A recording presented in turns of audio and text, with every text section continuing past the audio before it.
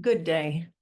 We gather here across continents, cultures, and convictions with one shared intention: to shape a future that is not only prosperous, but wise. In this era of disruption, complexity, and constant change, I invite you today to enliven your own commitment, to find your yes inside and do what it takes to be a conscious leader. So, who is a conscious leader? A conscious leader is one who is deeply aware of, invites, and applies wisdom. To lead consciously means choosing awareness over assumptions, presence over reaction. And it's not a title, it's a practice, not a destination, but a daily choice.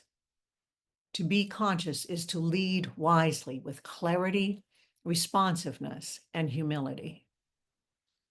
Our world needs conscious leaders who cultivate and employ their wisdom, conscious leaders like you. And what does that look like? Well, let's talk about wisdom for a minute, because your conscious leadership draws from your wisdom, where you become aware of your internal narratives, your choices, and your impact. Researchers have studied wisdom across cultures and disciplines, and here are three powerful dimensions to our wisdom: cognitive, reflective, and affective. Cognitive wisdom is expert knowledge about the fundamental pragmatics of life, the ability to make important decisions despite life's uncertainties. Reflective wisdom is the ability to see multiple perspectives, including our own blind spots, to be aware of and choose the story we are running in our minds. And affective wisdom is the wisdom of compassion, empathy, and the emotional courage to care. So wisdom is not just what we know, it's how we know and how we relate with others while knowing.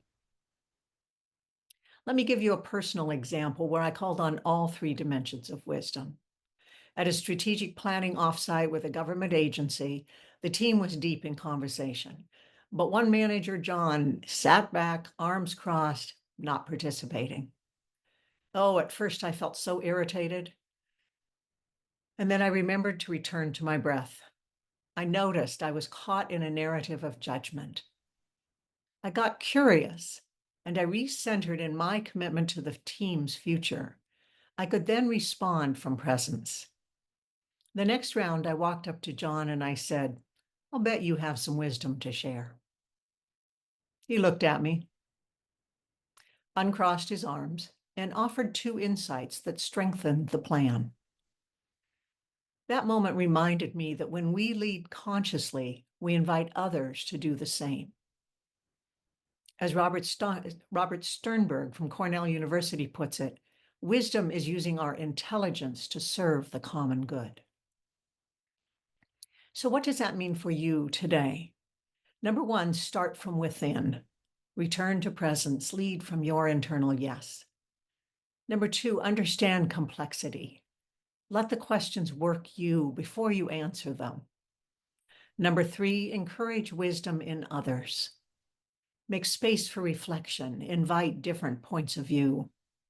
And number four, find your commitment to conscious leadership, not perfect leadership, but awake and aware of working toward a sustainable future. In closing, wisdom is the heartbeat of conscious leadership. Conscious leadership isn't a technique, it's a commitment that starts from within, a muscle we develop, a mindset, a way of being that we are all working to share here in this conference. And sometimes we forget, and then we return to our commitment. And in that return, we gain what every generation longs for from their leaders: wisdom. Let us be the generation that chooses wise leadership. Let us consciously lead from there. Thank you. Thank you, Karen. Another reinforcing message, I feel, that is really helping, I think, to bring together so much of what we've heard today throughout the morning sessions. Karen leads Communicore organizational consulting in the US, bringing forth the wisdom of leaders working toward a sustainable, caring, and regenerative world.